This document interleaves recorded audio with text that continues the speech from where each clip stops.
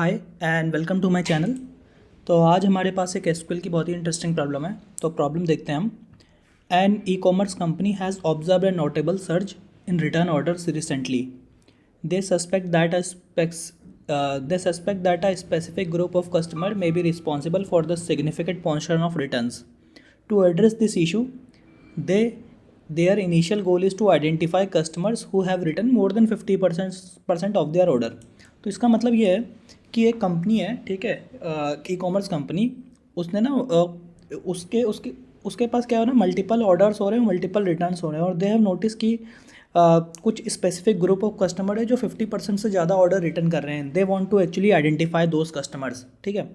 तो ये हमारी प्रॉब्लम है।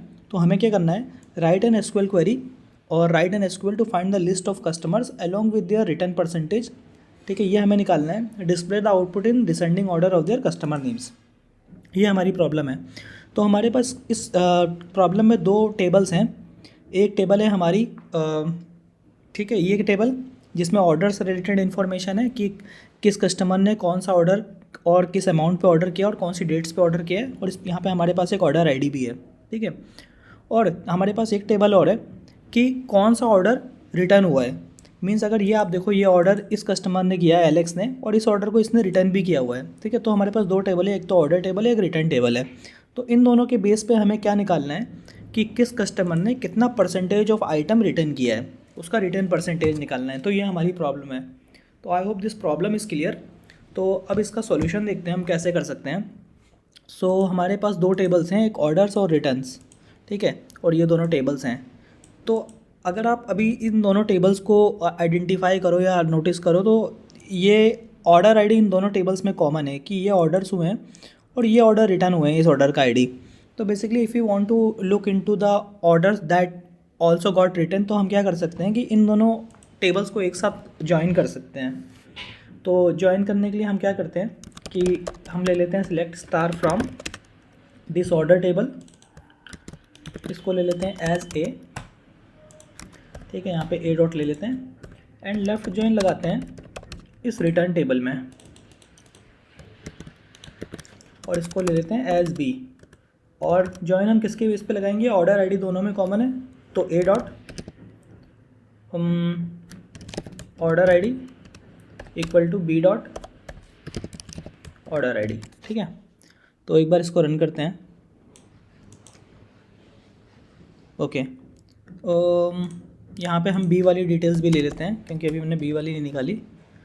Let's run this again. तो यहाँ पे हमारे पास क्या डिटेल्स आ गई हैं कि ऑर्डर कब हुआ है और कौन कौन से ऑर्डर रिटर्न हुए हैं। तो ये यहाँ से लेके ये ऑर्डर आईडी से लेके यहाँ सेल्स तक की डिटेल्स तो हमारी टेबल ए से आ रही है, और यहाँ ऑर्डर आईडी और रिटर्न डिटेल ये हमारी आ रही है टेबल बी से। और ये नल क्यों है, बेसिकली नल ये इसलिए क्योंकि ये वाले ऑर्डर पर्टिकुलरली रिटर्न नहीं हुए हैं, ठीक है। ये ऑर्डर हुआ है, इस कस्टमर ने किया है, और इसी ऑर्डर को, क्योंकि ये आईडी दोनों की सेम है, तो इस ऑर्डर को इस डेट को रिटर्न कर दिया है, इस टेबल इस डेटा का ये मतलब है, ठीक है। बट इस वाले ऑर्डर को किया है एलेक्स ने, बट इसको रिटर्न नहीं किया, इसलिए इसकी रिटर्न आईडी जो है या ऑर्डर आईडी को हम कह सकते हैं रिटर्न आईडी, ये नल नहीं है। तो इसको क्लेरिफाई करने के लिए एक चीज़ और कर देते हैं। Instead of taking star, order ID को हम कह लेते हैं एज रिटर्न आईडी, ठीक है। ऑल्दो दोनों सेम है बट रिटर्न आईडी कह देते हैं, और बी डॉट रिटर्न डेट ये हमने कह दिया, ठीक है। अब इसको एक बार और रन करता हूँ मैं, ठीक है। तो ये अब क्लियर है ज़्यादा कि ये ऑर्डर्स हुए हैं और ये रिटर्न आईडी हैं, कि ये ऑर्डर रिटर्न हुआ, ये ऑर्डर रिटर्न हुआ, ये ऑर्डर रिटर्न हुआ है।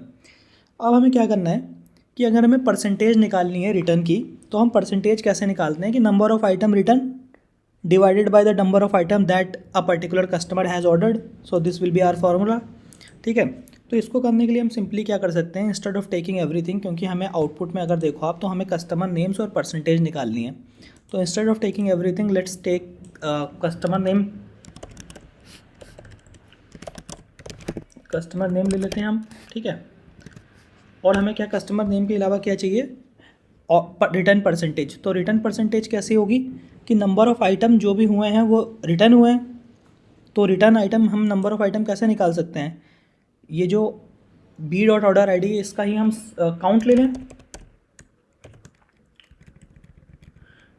ठीक है, इसका काउंट ले लें और इसको डिवाइड कर दें count of A dot order ID से, ठीक है, मतलब इस कस्टमर ने इतना रिटर्न किया है, उसका काउंट डिवाइडेड बाय इसका काउंट, इस कस्टमर के टोटल ऑर्डर कितने थे तो वो हमने किया है, ठीक है। और इसको हम क्या कर सकते हैं, इसको हम कह सकते हैं रिटर्न परसेंटेज, ठीक है। और no need to take this because ये हमें चाहिए नहीं।